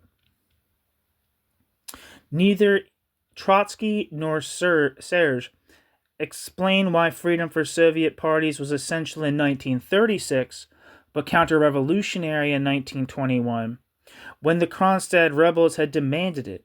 For Russia was still surrounded by capitalist countries, which hated it, as well as facing rearmed and belligerent fascist Germany, Italy, and Japan, rather than states weary and exhausted after the First World War and facing internal revolts of their own. Yet a close look suggests a solution to the palpable contradiction, quote, beginning with the party of the Bolsheviks, end quote.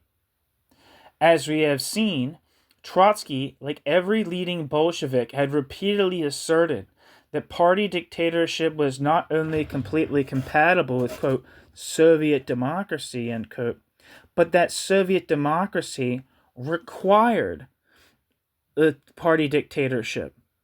Thus, Trotsky's comments simply cannot be taken at face value, rather than a complete introduction of Soviet democracy in the usual meaning of the term. We would see the Trotskyists give freedom first, but within the context of their party's dictatorship.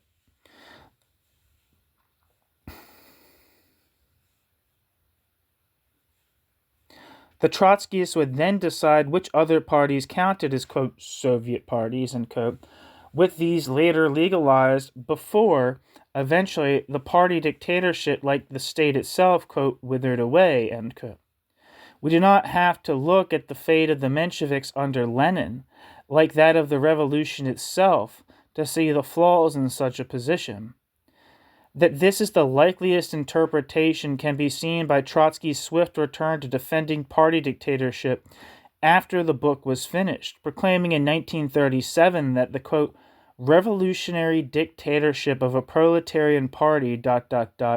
is an objective necessity, ... The Revolutionary Party, vanguard, which renounces its own dictatorship, surrenders the masses to the counter-revolution, end quote.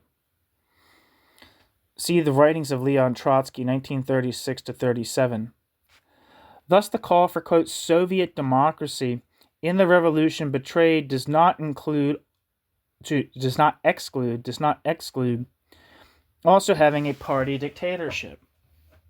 Quote, those who propose the abstraction of the Soviets from the party dictatorship should understand that only thanks to the party leadership were the Soviets able to lift themselves out of the mud of reformism and attain the state form of the proletariat, end quote. Trotsky. Yet Serge suggests that, quote, towards the USSR, bracket Trotsky, and bracket, adhered strictly to the views of the 1917 revolution and of the 1923 opposition. In March 1933, Trotsky was still calling for, quote, Soviet reform, quote, an honest party regime, and, quote, Soviet democracy, end quote, end quote. Serge. Yet the latter was not his position in 1923, nor was that the same as in 1917. Unless Serge is using the term in the restricted manner so beloved of Trotskyists at the time and endlessly quoted out of context since. This comment does, though, point to a central paradox in the opposition plan to reform the party, namely the assumption that the majority of the rank-and-file members would have supported Trotsky rather than, say, Stalin. Serge bemoans that 240,000 workers were allowed to join the party in 1924, as, quote, the new recruits were just so many servile tools, end quote, and the, quote, rigid and anxious bureaucracy, end quote. Presumably, the opposition would have to win power in spite of the influx and then reform the party from above, purging those who the opposition considered as depleting the purity of the party. This would mean that amongst the first acts of the, quote, democratization of the regime, end quote, would have been a reduction in the number of people allowed a meaningful vote. I'm going to reread that sentence. I think it's interesting. This would mean that amongst the first acts of, quote, the democratization of the regime, end quote, would have been a reduction in the number of people allowed a meaningful vote.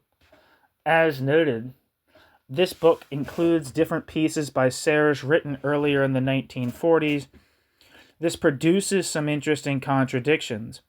Serge writes in 1942 how Trotsky, quote, was authoritarian because in our time of barbaric struggles, thought turned into action must of necessity become authoritarian. When power was within his reach in 1924 and 1925, Trotsky refused to seize power because he felt a socialist regime could not be run by decree, end quote. Serge. Yet in 1946, he notes how Lenin had stated how Trotsky, like Stalin, quote, was attracted to administrative solutions. What he undoubtedly meant was that Trotsky tended to resolve problems by directions from above, end quote.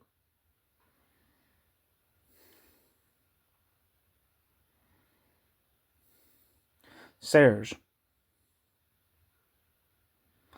Yet the most significant contradictions lie in the only really interesting piece in the book, the previously unpublished manuscript by Serge in response to Trotsky's Their Morals and Ours. It may be true, as Greenman says, that Serge choosing, quote, not to publish this devastating critique of Trotsky's authoritarian mentality is a tribute to his affection and loyalty to the old man, surrounded as he was on all sides by critics and enemies, end quote. But it was a disservice to the cause of socialism, which cannot refuse to critically evaluate anything, particularly failures. Ultimately, most of the revolutionary left suffers from, quote, affection and loyalty, end quote, to an idealized vision of Bolshevism, which actively hinders the future development of socialism as a liberatory movement. This does not stop Serge being right in arguing that, quote, we must renounce despicable methods of polemic and strive to convince, and in order to do this, make ourselves understood, end quote, and that there should, quote, be some morality in a polemic between socialists, end quote. However, this must go beyond the deliberate lying or ignorance we see in, say, the typical Leninist attack on anarchism. Actually discovering what your opponents argue must be the first step. It must also exclude lying by omission, which Serge does so often, yet Serge also indulged in the very methods he attacked Trotsky for. Quote, if one wanted to consider the possibility of a Spanish Revolution, one had to take the Spanish workers as they really were into account, and the reality was that the immense majority of the Spanish workers remained attached to the anarchist tradition, one that was confused and poor in ideas, but ardent and rich in the sentiments and memories, since it dates to the period of Bakunin, ... Marxist thought was, and often still is, hateful in the eyes of many Spanish workers who were incapable of distinguishing between Stalinism and Bolshevism due to their lack of historical understanding and method, end quote. Serge. Apparently forgetting he wrote this, he then goes on to suggest that, quote, insult cannot replace argument, end quote. Exclamation point. Yet the, quote, confused and poor in ideas, end quote, anarchists, who, quote, lacked, ... historical understanding and method, end quote, were able to see Stalinism for what it was, a state capitalist dictatorship, improved a clear account of how its roots lay in the socio-economic political regime created by Lenin and Trotsky. Indeed, Serge belatedly recognized that, quote, Stalin and the bureaucratic leadership were able to put to use the gears of power that were forged before their arrival in power, end quote. Why seeing this in 1920 rather than in 1940 makes you, quote, confused, is left unexplored.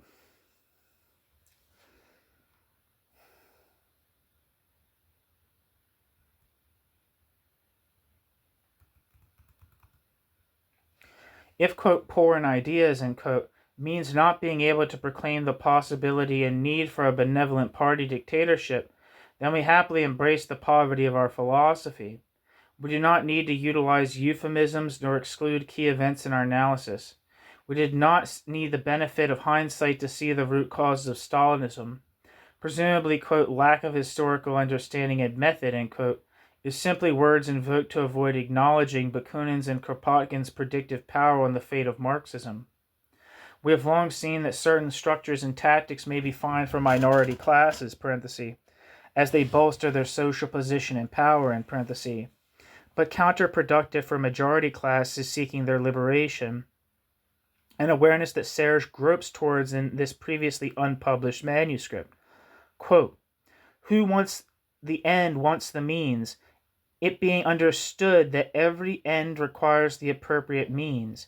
It is obvious that in order to build a vast totalitarian prison, one must employ means other than those needed to build a workers' democracy, ... But is it possible to consider founding a republic of free workers by establishing the Cheka? I mean an extraordinary commission judging in secret based on case files, outside of any control other than that of the government, ...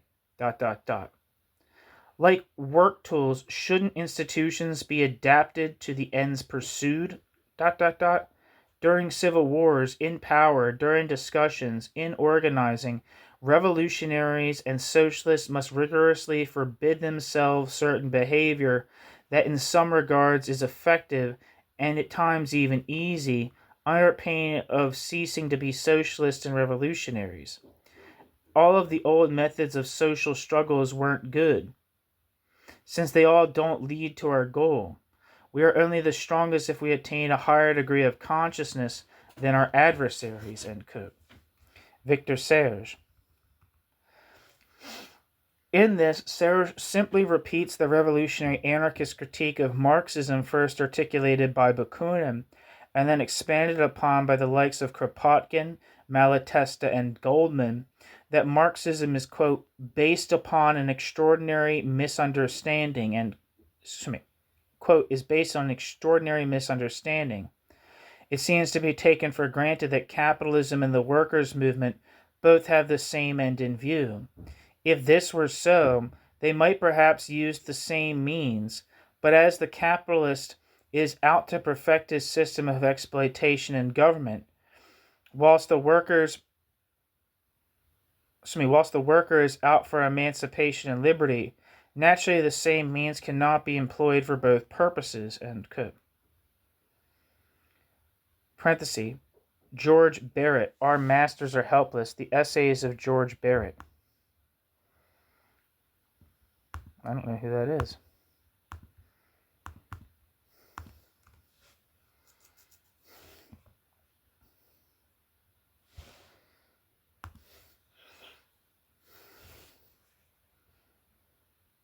The description for this book says, Engineer George Barrett was one of the anarchist key organizers through the period of the Great Unrest of 1910 to 1914, a syndicalist-led uprising which shook Britain just before the First World War began.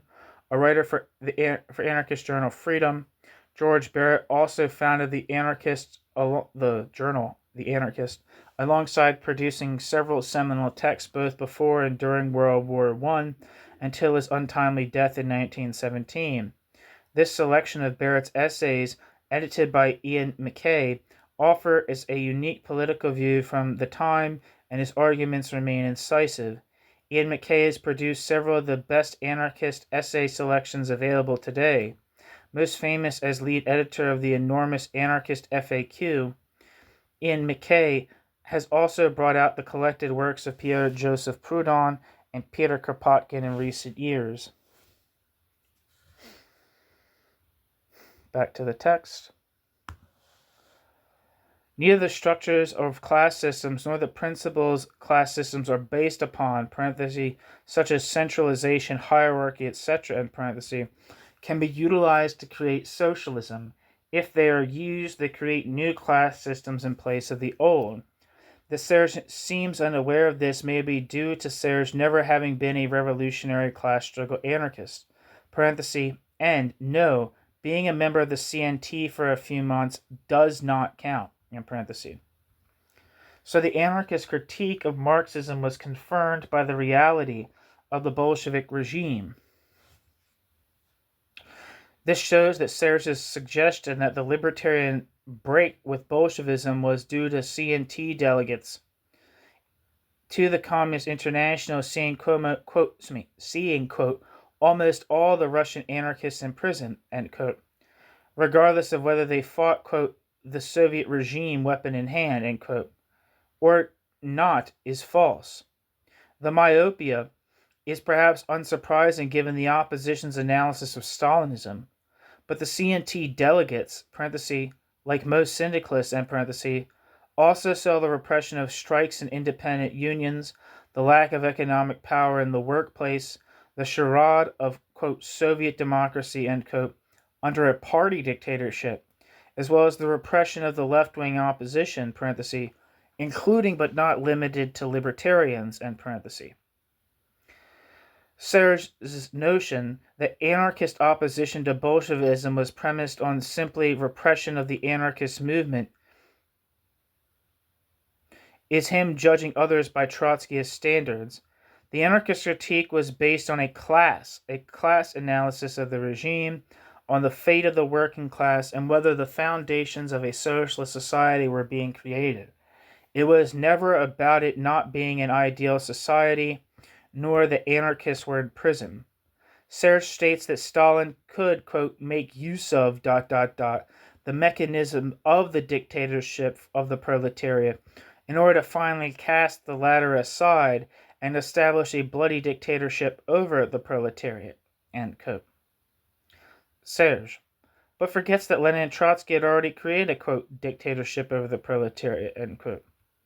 That Stalin's regime was more bloody than Trotsky's should not blind us to the situation of the working class under both. Given this, the steady growth in research on the pre-Civil War period, with its working class disillusionment and discontent with the Bolsheviks, and its complaints over the regime's growing arbitrary and unresponsive nature, along with the rising dictatorial tendencies in response, must be acknowledged and addressed by the editors of works like this. Similarly, there is no comment on working class protest under the Bolsheviks before, during, and after the Civil War, which research is bringing to light. The Trotskyist notion that party dictatorship was needed due to the working class being, quote, atomized or, quote, declassed during the Civil War is hard to defend once this is known, unless we use the term, quote, declassed, end quote, as a euphemism, as per the circular vanguardist logic of Lenin, for, quote, disagree with the party, end quote, in parentheses. Sections H6 of an anarchist FAQ attempts to summarize this research and shows how we are ill-served by repetition of excuses which were dubious, and challenged, at the time, and now have traction only within Leninist circles due to that very repetition. Serge, in passing, notes that during the October Revolution, quote, Lenin's and Trotsky's personal authority had no foundation other than their prestige among the masses, end quote. They soon realized that this was not viable and soon started to create a new state machine, utilizing elements of the previous state machine as well as new state machine elements, such as the political police, the Cheka, end parentheses.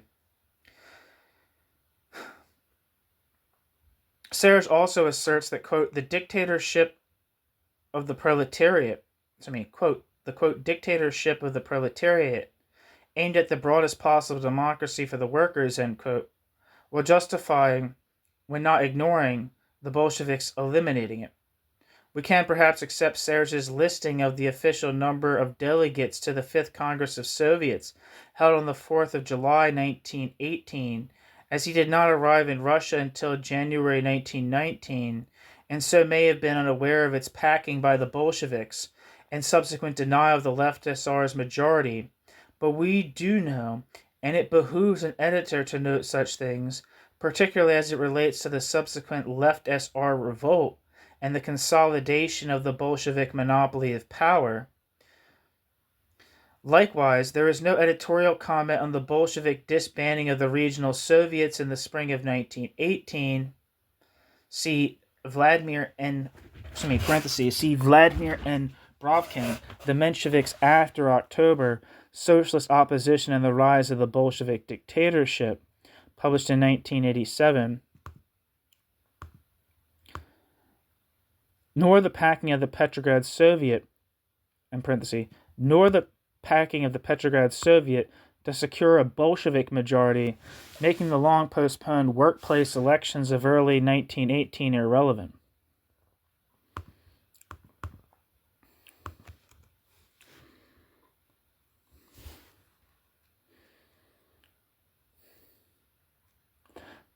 I'm going to read the description of The Mensheviks After October, Socialist Opposition and the Rise of the Bolshevik Dictatorship by Vladimir Brovkin. The description says, in this major contribution to our understanding of the Russian Revolution, Vladimir Brovkin provides the fullest account to date of the Menshevik Party during the first year of Soviet rule. Focus on the period from October 1917 through October 1918, months when the Soviet political system still permitted a degree of electoral competition among political parties. He explores the moderate socialist opposition to the Bolsheviks. Why, he asked, did the competition between the Bolsheviks and their socialist opponents lead to a violent confrontation? And how did their struggles shape the increasingly repressive political system that emerged during this period? Vladimir Brovkin examined several major aspects of Menshevik Party history in an effort to discover the organization's place in the revolutionary upheavals that rocked Russian society. Vladimir Brovkin analyzes the debates within the party over the best policy for opposing the Bolsheviks and describes the Mensheviks' attempts to undermine their rivals by winning the support of the working class. Vladimir Brovkin depicts, too, the struggle for party leadership and the changing composition of the membership. Finally, Brovkin explores the Mensheviks' interactions with their sometime ally, the Socialist Revolutionary Party, and other opposition groups, and traces the increasingly confrontational competition between moderate socialists and the Bolsheviks, concluding his account with the onslaught of the Red Terror and the first stages of the Civil War. Drawing on an impressive array of primary sources, Vladimir Brovkin convincingly shows that as the political struggle progressed, the Mensheviks, together with the SRs, were seen as a serious challenge to the Bolsheviks. Brovkin argues further that the Bolsheviks' determination to counter this perceived threat led the Bolsheviks to undertake the repressive actions that both crushed their opposition and transformed the Soviet government into a dictatorship. Vladimir N. Brovkin is a fellow at the Russian Research Center and teaches in the History Department at Harvard University. Back to the text. I'm going to read the last sentence. Likewise, there is no editorial comment on the Bolshevik disbanding of regional Soviets in the spring of 1918, nor the packing of the Petrograd Soviet to secure a Bolshevik majority, making the long-postponed workplace elections of early June 1918 irrelevant. For Serge, the rise of the opposition meant, quote, it seemed as if real freedom was in the air, end quote. But of course just for those who count, the party members, for those out with that august and select body. I don't know if that's a typo or if I'm just stupid, but I don't know. For those out with that august and select body, Their situation was hardly improved by watching a dispute between their rulers, for, as Serge has to admit, the opposition, quote, refused to appeal to workers and intellectuals who were not affiliated to the party because it believed that counter-revolutionary attitudes, whether conscious or not, were still rife amongst them, end quote. Serge. Little wonder, as noted, the opposition's demands were limited to democracy within the party and allowing those who did the work the option of voting for a party member rather than having one imposed upon them. So we much remember that the repression of dissidents out with the party, started under Lenin and Trotsky, would have continued for the opposition, simply bemoan that the Stalinists were applying these techniques within the vanguard itself. Nor should we forget that before the late 1930s, Serge publicly proclaimed authoritarianism and dictatorship as inevitable aspects of every revolution, while Serge claimed, privately worrying about their inevitable consequences. The few and belated public comments as regards the Cheka and such like, always made in the context of defending Lenin's regime, may have caused the orthodox Trotskyists to disown him, after quoting his own words back to him, but these are nowhere near getting to the root of the problem nor comparable to the analysis offered by the likes of Emma Goldman. Given all that has been discussed, it is incredulous to read Greenman proclaim that, quote, Trotsky held true to his revolutionary socialist principles, end quote, and praised, quote, his struggle against Stalin's bureaucratic takeover of the Soviets, end quote. Greenman. Does advocating party dictatorship and woman management equate to holding true to, quote, revolutionary socialist principles, end quote? Does he really think that the Soviets had any meaningful role in Russian life after, to be generous, July 1918? At best it could be said Trotsky struggled against Stalin's takeover of an already bureaucratic party and state, but the notion he seized power from the Soviets is as delusional as the notion Trotsky advocated genuine Soviet democracy in the 1920s or the 1930s for that matter. In this, though, Greenman repeats Serge, who claims that his, quote, only concern has been historical accuracy, end quote, which suggests that Trotsky's key role in creating and defending party dictatorship and state capitalism are simply, quote, omitted as facts of minor importance, end quote. His suggestion that Serge and Trotsky, quote, both wish to be as objective as possible, end quote, is hard to accept for the reasons indicated. While Serge may bemoan the, quote, cavalier treatment of facts and documents, end quote, by the Stalinists against Trotsky, this book suffers from the same problem, albeit not to the same level. Sadly, given the positive reviews this book received from Leninist journals, we can accept that this, quote, passionate, authentic, and accessible little book, will be used, to educate their members and spread Trotskyist ideas, end quote, for precisely that reason. In short, Greenman seems unaware that it was not only Stalin and Mao, quote, who held power and built totalitarian empires on the ruins of popular revolution, end quote. Greenman. Unless, of course, Greenman subscribes to Serge's misleading difference without a distinction between totalitarian and dictatorial. As such, it is incredulous to read him quoting a French novelist who published Serge in the 60s and 70s. Quote, Serge's work is indispensable for anyone who doesn't want to die an idiot from an overdose of the, quote, politically correct, end quote, revisions of history which we have been constantly bombarded in recent times, end quote. Sadly, Serge's work, as with almost all Leninist accounts of the Bolshevik party and regime, is such a, quote, politically correct, end quote, revision of history. For the true believer, this is irrelevant. What matters is that the Bolsheviks successfully seized and held on to power. Luckily for them, their notion of socialism ensures that they cannot see that the Bolsheviks also killed the socialist potential of this revolution in the process. Anarchists, however, cannot be as superficial. Today, as for many decades, Leninists are less open about these matters.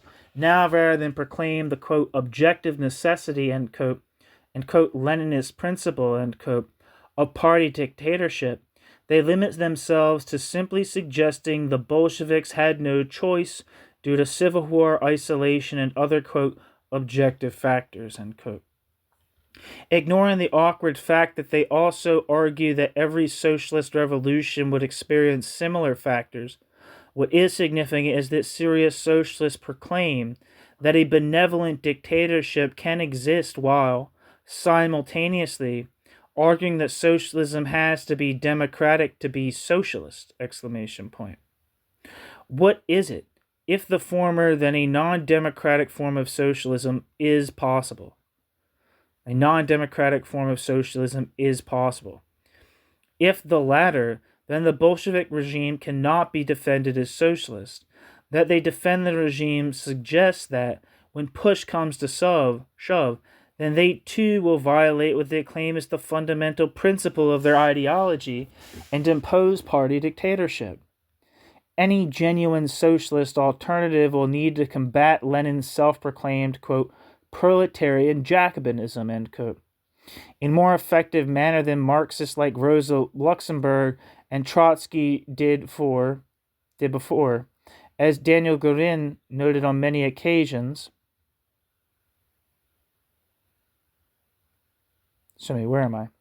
Any genuine socialist alternative will need to combat Lenin's self-proclaimed, quote, proletarian Jacobinism, end quote, in more effective manner than Marxists like Rosa Luxemburg and Trotsky did. For, as Daniel Gorin noted on many occasions, Marx and Engels themselves were, at best, ambiguous about the Jacobins, and at worst, ignored their bourgeois role to point to them as an example to follow. Anarchists, in contrast, have recognized the bourgeois nature of Jacobinism from the start, with Kropotkin wondering, quote, how is it possible that the socialists of the second half of the 19th century adopted the ideal of the Jacobin state, when this ideal of the Jacobin state had been designed from the viewpoint of the bourgeoisie, in direct opposition to the egalitarian and communist tendencies of the people which had arisen during the Revolution. End quote. Kropotkin, Modern Science and Anarchy, published with AK Press in 2018. The question now is, how is this still possible at the start of the 21st century? Works like Serge cannot help us to do this and simply help ensure that this failed revolution, along with the ideology which helped destroy it, clings on in the left, continuing to damage the labor and socialist movements, until the left rejects Bolshevism and its underlying assumptions and prejudices. Socialism will remain marginal, and rightly so. Okay, so that's the end of the piece. Thank you so much for listening.